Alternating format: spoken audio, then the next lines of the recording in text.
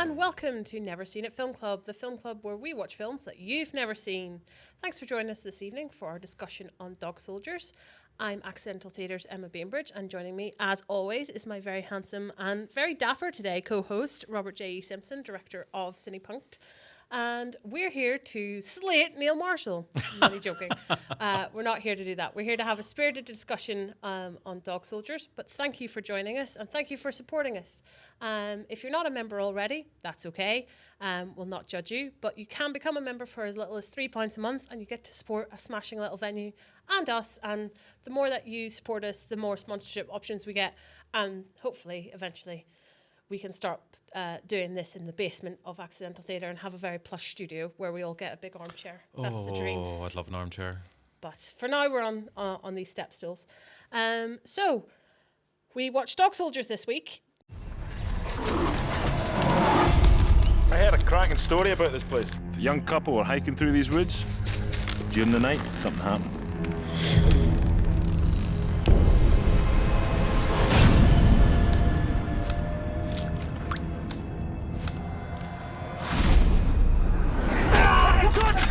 Help me. Captain, what happened here?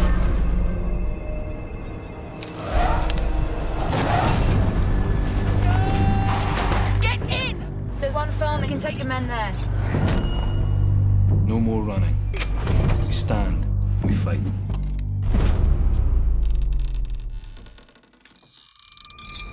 Well, come on, you beauty!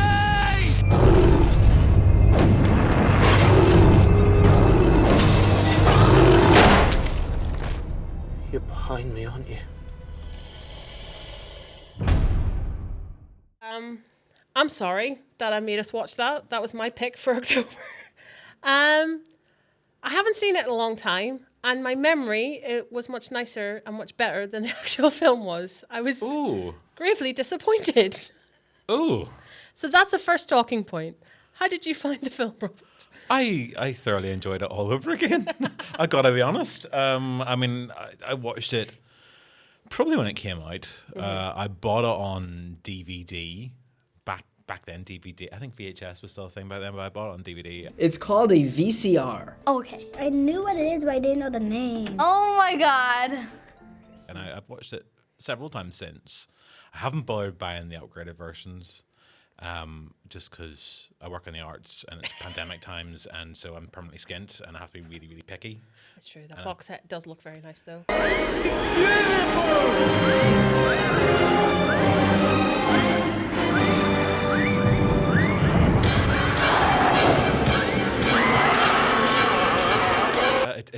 It's tempting, but I've held off for now. No, I have to say that I still enjoy it. It's pretty much as I remember. I mean, it's a bit of fun, and I'm not like I have kind of issues with sort of masculinity in terms of sort of soldiers. I'm a pacifist, so I find it always slightly ironic that I quite enjoy a lot of these kind of war films, and that's basically what it is. It's a war film, and it's a little kind of unit up against villains who happen to be, well, partly themselves, but also partly werewolves. And I enjoy it for what it is. It's very male heavy, which is, as I get older and I become increasingly aware about demographics. I think I raised this when we were talking about when we were doing a couple of episodes back. When we were talking about Submarine. Submarine, that was it, yeah. So, I mean, I'm kind of aware that, we've got one female. Yeah. And a lot of cock. Look at all those chickens. And, I mean, like, that maybe that's your thing. Not judging. But, yeah, I mean, maybe it could be a bit more balanced. But, I mean, the interplay between the soldiers is good, it's funny, and I love Sean Pertwee, and to be honest, I think it's Sean Pertwee that sells the whole thing for me. Well, see, Sean Pertwee is definitely the highlight of that film, and in fact, the British Army have said that the dialogue in the film is probably the most accurate to what you're going to get with squaddies, and I'm like, I appreciate that, and I appreciate the banter and all. The problem that I had with it was I remember it being a lot more atmospheric and a lot scarier and a lot See, the word better is like subjective, but I do remember it because I remember having to talk to a couple of the guys who'd never seen it, and I was trying to describe it. I was like, oh, there's some like lovely atmospheric bits where the hairs in the back of your neck go, and it's really creepy and scary. And then I was like, watching it, being like, no, it's actually not that overly, and that's fine. But it's just my own memory of it was disappointing. I think the concept of it is really interesting. I've always liked that. I'm a big fan of Zulu. And it has that about it. It's, as you said, it's a band of brothers banding together about a common enemy that's outside the doors. They don't have a lovely moment where they sing back and forth. That would have been maybe quite good.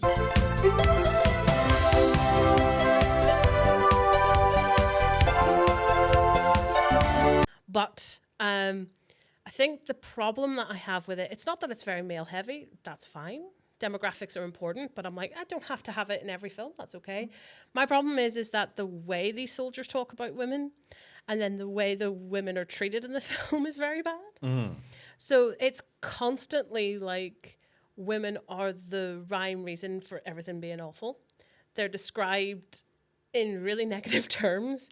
And then, spoiler alert, the twist is that everything that this guy thought about women is true.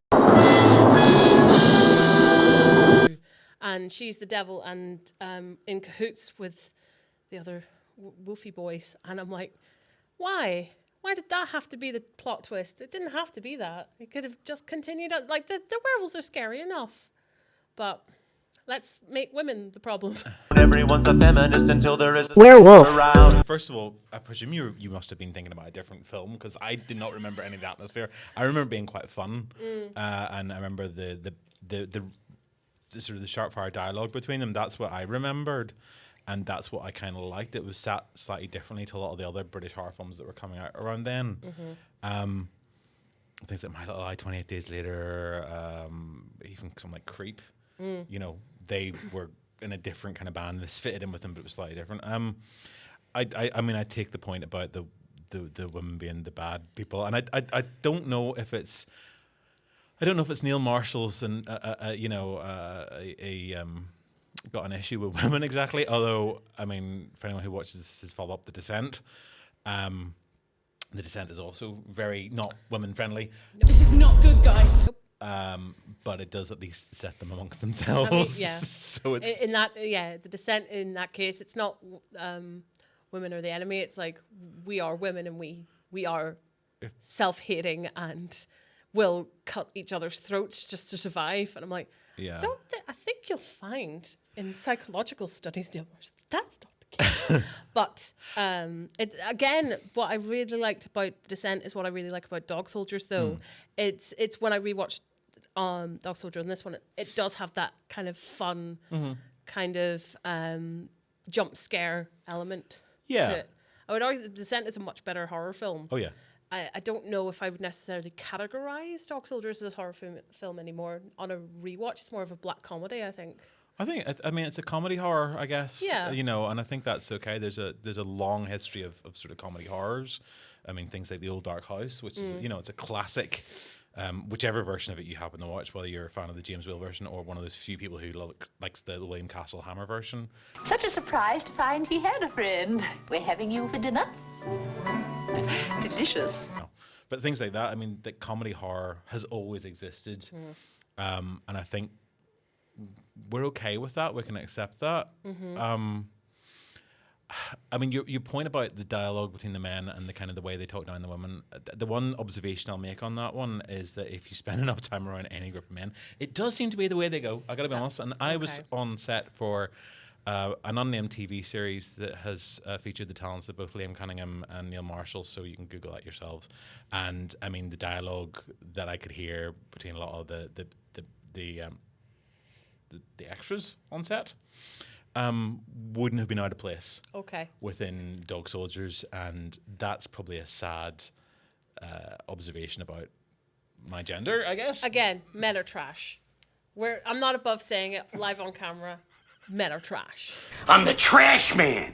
I come out, I throw trash all over the ring, and then I start eating garbage. Women aren't much better, but men especially are trash. No, Thanks. all men, and I mean all men, all of them.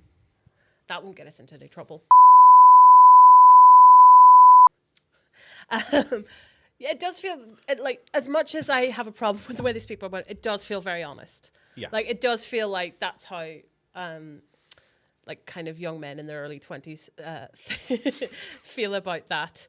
And it's that bravado of, if I say anything different, it's not othering yourself. It's like, if I say what I actually think and feel about women, that's not this kind of ultra macho masculine any holes of goals situation, then I'll be ridiculed, and then my sexuality will be questioned. Yeah. And we've discussed this, I think, about 5 or 6 times on this this show alone.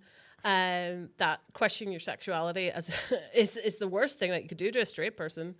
Like, like queer people, we tend to be like, yeah, it's fine. You know, it's difficult. We get there. We get to a point. But straight people think it's this horror show, and it's like, well, it's okay to have an open dialogue about sexuality is fluid. Conversations about your gender is fluid. It's all fine. So is horror then not a really good place to have those kind of conversations, or to have those kind of really unpleasant depictions? Because it allows you kind of see the excess of that. It allows you to see the worst of it. And I mean, I dare say a lot of people aren't going to draw those conclusions at all from it. They're just going to go, Yeah. But there's the potential there for it. I think it's interesting that Sean Pertwee's character is the only good man, and he survives. Mm-hmm. But he still is proven right about his opinions of women. And yet the rest of them who are... I think there's a couple of the characters who don't really get into that side of the conversation. There's the guy who's obsessed with football. You know, any 25-year-old lad, usually. Ray, he's kicked the ball. Now the ball's over there. That man has it now. That's an interesting development. But he has the best line in the whole film. So I guess that's his redemption arc. But it's when he's in the van and he's waiting. It's my favourite moment in the film.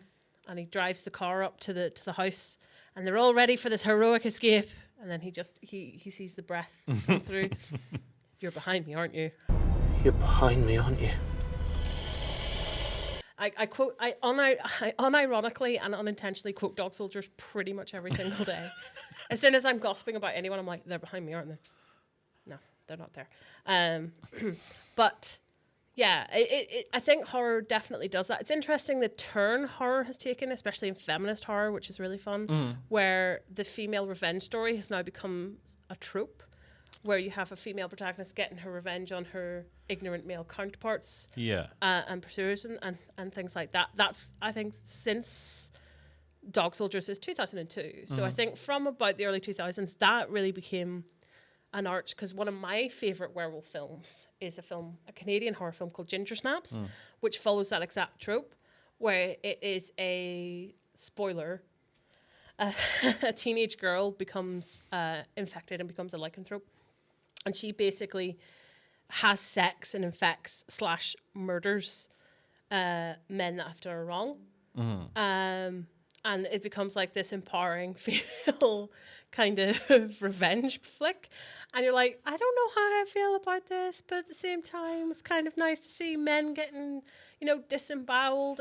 But then again, that's not a massively 21st century phenomenon. I mean, if you go back, the best example of that is probably I Spit in Your Grave from the 70s, which includes such things as a girl getting one of her rapists and severing his penis in a bath. So, which we've all dreamt of at least once in our life. But I think that kind of revenge thing has existed. I mean, it ties in with things like gaslighting as well. So the play and film Gaslight. Part of that is her recognizing that she is being manipulated and then seeking the justice for her situation.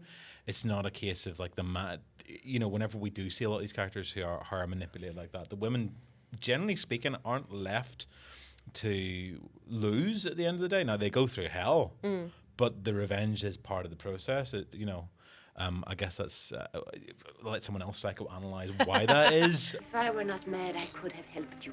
Whatever you had done, I could have pitied and protected you.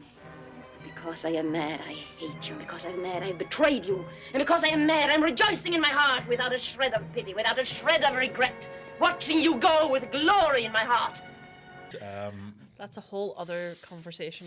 and it definitely has happened a lot in film theory from the horror side. It's like there's books and like whole libraries dedicated to that topic, which I find really interesting. But I'm still not. I'm not 100% convinced that Neil just hates women, which I know is the thesis that some people have, and I don't think her being the only woman and kind of being deceiving them, because she does also genuinely seem to be trying to help them escape the situation, and she does offer them multiple chances to get out of that. So I kind of feel that there is. It's slightly more muddied, but just by the sake of the demographics within the screen, that's how we're left to feel is that actually, well, she's a bad woman. I don't think she is completely. No, I think I jokingly say that Neil Marshall hates women. I think he's scared of women. I think that's where that comes from. I think it's definitely he has a very complicated relationship with his maternal figures in his life, I think, and that comes across where he's not just quite trustworthy of them. I think that comes across in quite a lot of his films, actually, that you can't quite trust femininity to the extent you can trust steadfast, strong masculinity. I mean, I've never met Neil. I've never spoken to him. I know he's read an essay I wrote on his films, which is a very excellent essay that I've linked down below. So I mean, I gather he kind of liked it, but I've never had a chance to talk to him about that or anything else. I'm aware that he comes from a military background himself, and if one is going to psychoanalyze anyone, which is unfortunately is what we do whenever we know anything about the biography of a creator, that probably has some kind of input into how his situations work. I mean, he's writing about the world that he knows. He's directing films and setting up interplays that he would know about. And I guess that also traditionally means that there's less of a place for women because that's the way the British military has worked. I think that's fair. So that probably explains some of it. Beyond that, I don't want to say in case I get done for libel. No, that's fine. We're not going to be libelous here. What I will say is that I didn't realise that he wrote, directed, and then edited Dog Soldiers, which is really rare. It's very rare you'll get someone who does their either first or second big feature film and not only writes and directs it, which is fairly common, but edits it as well, because it's a whole other pool of skill set that you need to be able to do that. And I actually think the edit on the film is really good. I think it's nicely paced, and I think given the hands of other directors who would edit their own first feature, probably be 3 times as long and overly precious about it. But when we were watching it, I really did enjoy some of the decisions. Like one of the best moments is when they're lighting the fire trail, and Sean Pertwee's kind of like running away from the flames in slow motion, a la Chariots of Fire, as someone throws a Molotov cocktail through the thing, and it's done very well. But I just thought it was worth noting because I find it, from a creative standpoint, I love to psychoanalyze films and from a writer point of view, but actually watching a director edit their own work's really interesting, especially when they do a good job of it.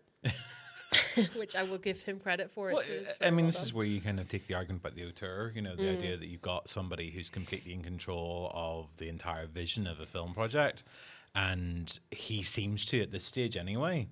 And it's before the encumbrance of working with Hollywood properly, which sort of changes things in his relationship with those producers.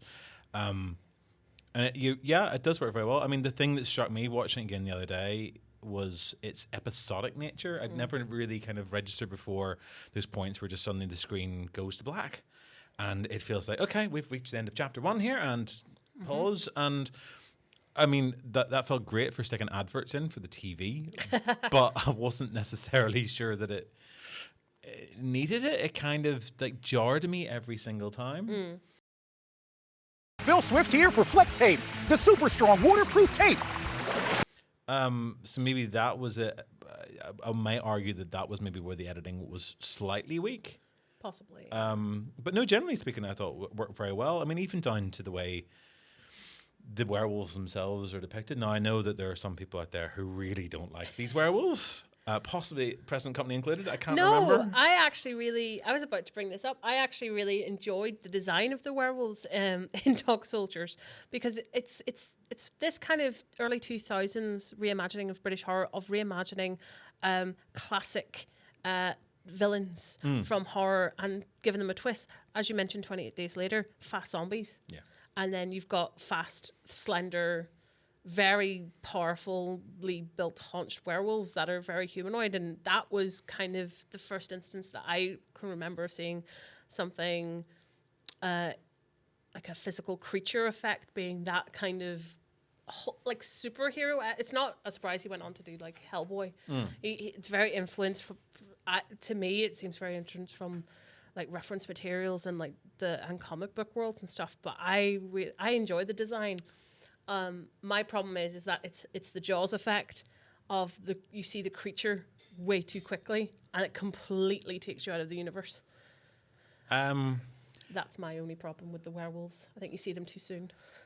Too early in the film, quite possibly. I mean, that he does kind of hold them back for a good bit, which I like, and then we sort of see them silhouetted, and there's still a point at which you can kind of sit and question: are these men or are these werewolves? Are we human?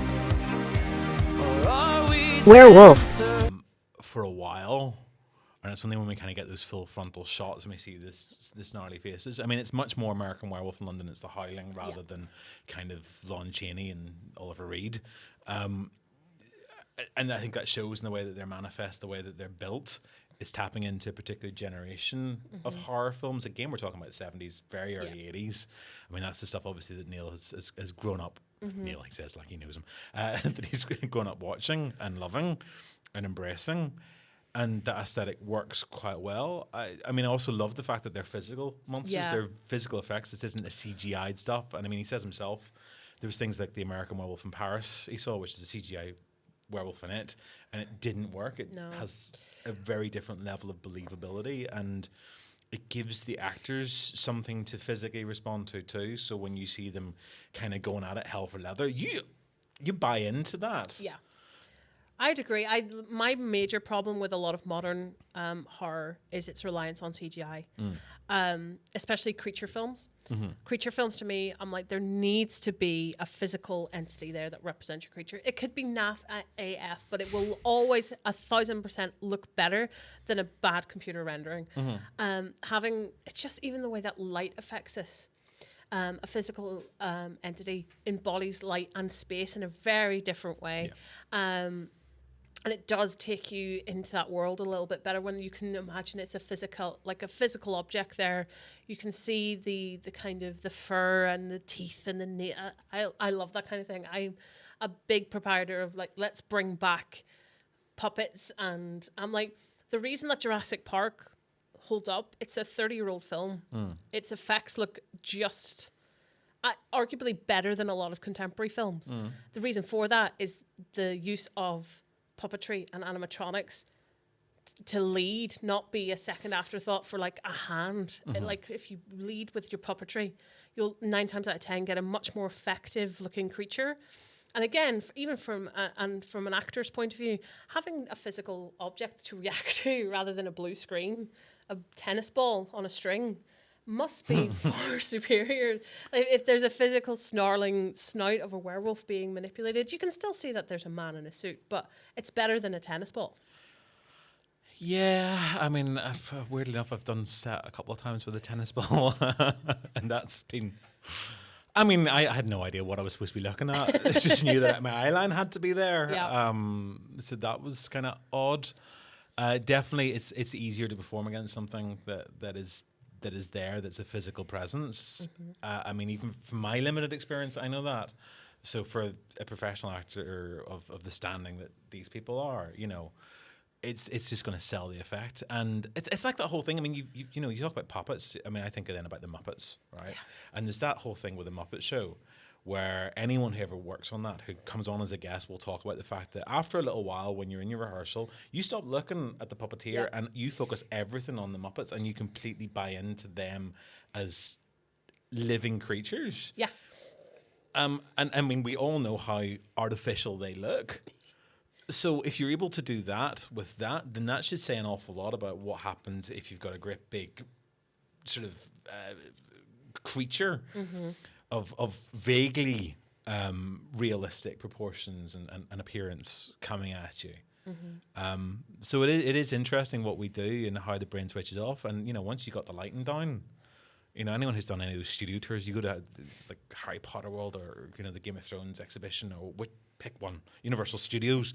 Once you actually start seeing those physical things, there is part of your brain that knows that they are absolutely animatronics or made up, but part of your brain goes, "This is so believable. I'm kind of buying into it." Yeah, there's definitely an element of, if it's physically in front of me, it's hard to deny that it exists. And like even the most logical person, I think a tiny part of your brain goes, "But what if it's not a puppet?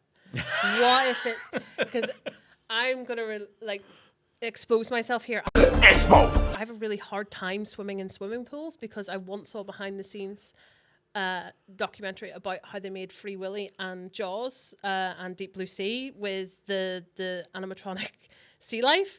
So, and they all shot in like these weird pools. And I know I'm a logical, smart woman. I know there's not going to be a killer whale in the Olympic, but a little part of me associates that there.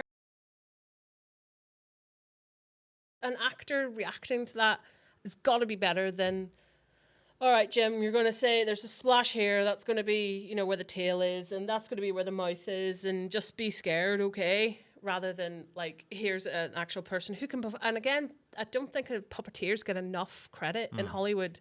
They're amazing artists. Like the acting ability you have to bring a creature to life, to even if it's just a hands in the face, it's incredible work. But that is one thing I do respect about Dog Soldiers, is that it does have the physicality of an actual creature in scene, and it's because it's low budget and from the 2000s. I'm like, but like, so there wasn't an awful lot of pressure there. But I do think Neil Marshall having a backbone about that really has benefited it.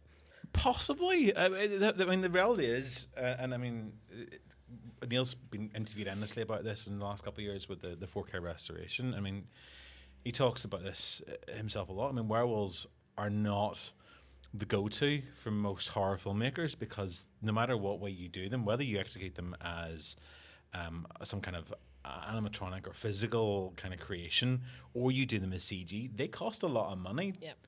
And that is not what you want to hear. And especially in horror, because horror is a genre that loves sort of low budget. I mean, the whole idea of I mean, part of the joy about that kind of chiaroscuro lighting, you know, that those blacks, those highlights, that everything working around the shadows, is that you can hide a lot. A lot, yeah. You know, you can hide just how little budget you have in the darkness. I mean, you look at a big budget Hollywood film shot in those kind of conditions, and a low budget film, and sometimes it's very hard to work out which is the multi-million-dollar epic and which is the one you did for a couple of grand.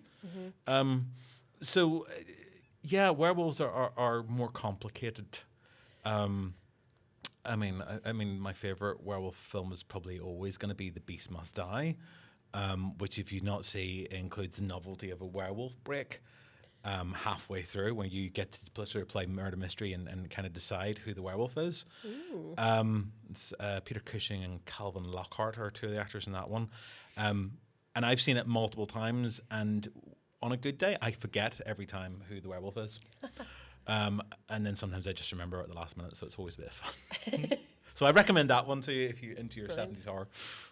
Nice. I think that's why I like Ginger Snap so much, is because it's not your classic werewolf transformation story. It's not like full moon and all of a sudden it happens over a period of a year, and her transformations are physical continuously. It's a big trope about menstruation and becoming a woman and all that kind of thing. There's some brilliant world play where she's like I'm getting hairy, and the school nurse is like, that's okay. And like gives her a razor and all this kind of stuff. Are you sure it's just cramps? Just so you know, the words just and cramps, they don't go together. So her transformation is very slow. and really and it's done with prosthetics, and it's really good, and that's why I would recommend it. It's another one where it's a small Canadian horror film. Everything is done with suggestion, and it's that there is a creature in the very last minutes of the film, but you barely see it. It's a suggestion, which is why I really like it. It's more of a black comedy than a horror film. It's a comedy horror, I would say. Ginger Snaps.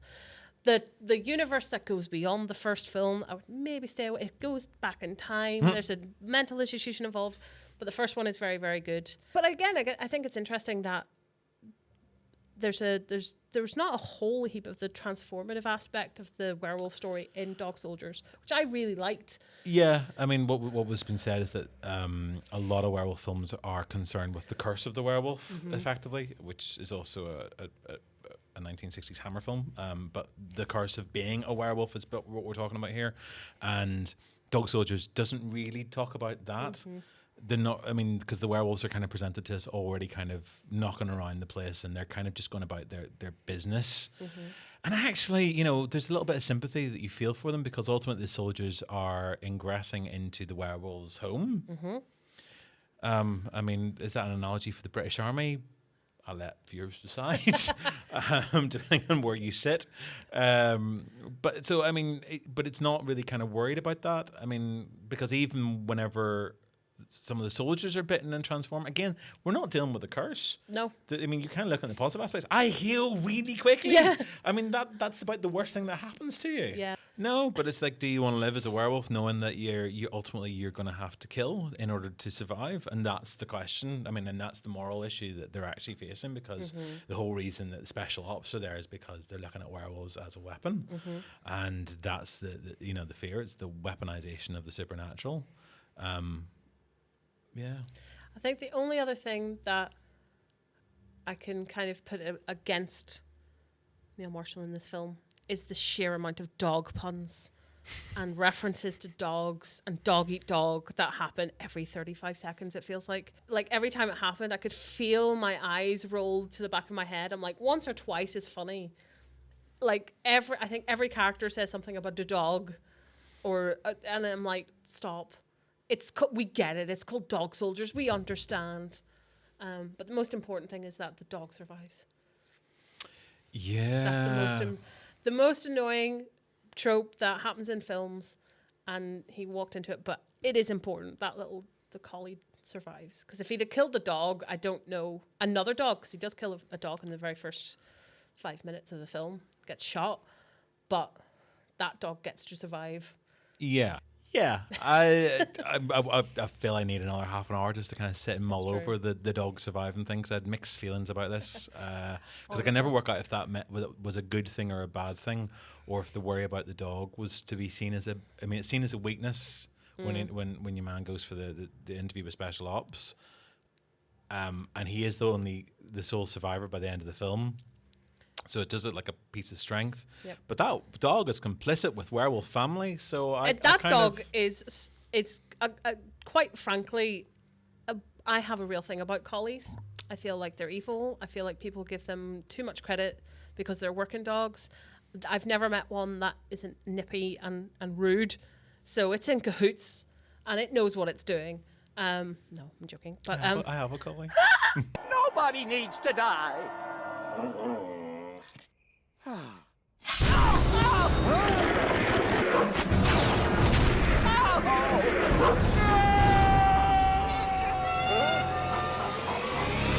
The dog surviving, I think, is quite the metaphor for his humanity being allowed to continue. Despite everything he's been through, he did not sacrifice the dog. And also, would the werewolves have necessarily gone after the dog? Are they aware that it's their dog when they're in wolf form? These are questions that do not get answered in the thrilling sequel of Dog Soldiers 2. Now we're all here, both of the crew. Someone will win, someone will lose. So yeah, I think, again, I think my problem is that I remembered all the little clips of Dog Soldiers and stretched it into this atmospheric epic in my head that scared me a lot as a teenager, and now I'm like, oh yeah, it's just quite a fun, quirky little horror comedy that's not as scary as and now I feel bad because I was like, I was really scared of that film when it first came out. It was creepy, and What you see as the weakness, I see as its strength. There you go. That is that. If that's not a line to finish on, I don't know what is. So if you want to follow us, you can do on Accidental Theatre on everything except Twitter, which is Accidental T. Twitter and its shenanigans. We're on Facebook as well. You can follow Cinepunkt and Robert at Cinepunkt are on all social media platforms as, unsurprisingly, Cinepunkt, with the exception of Instagram, where we are Cinepunkt Film. And you can find me at Avalard, Avalard. I'm on Twitter and other social medias, so hunt me down nicely. Nice, in a nice way. Online, but not in a stalky way. Not like a dog. No. And on that note, we will see you next time. Thanks, guys. Bye. Hey guys, thanks for watching. My name's Emma from Accidental Theatre. This is Robert J. Simpson from Cinepunkt, and we run Never Seen It Film Club, the film club where we watch films that you've never seen. We'd really appreciate it if you could come and join in to our membership programme, where you can come and see a lovely film in our beautiful book bar every month, and it costs just £3 a month, and it's amazing. The membership button should be right about here, so if you're just there, and if you can't join the membership, that's no problem, just like and subscribe to the channel.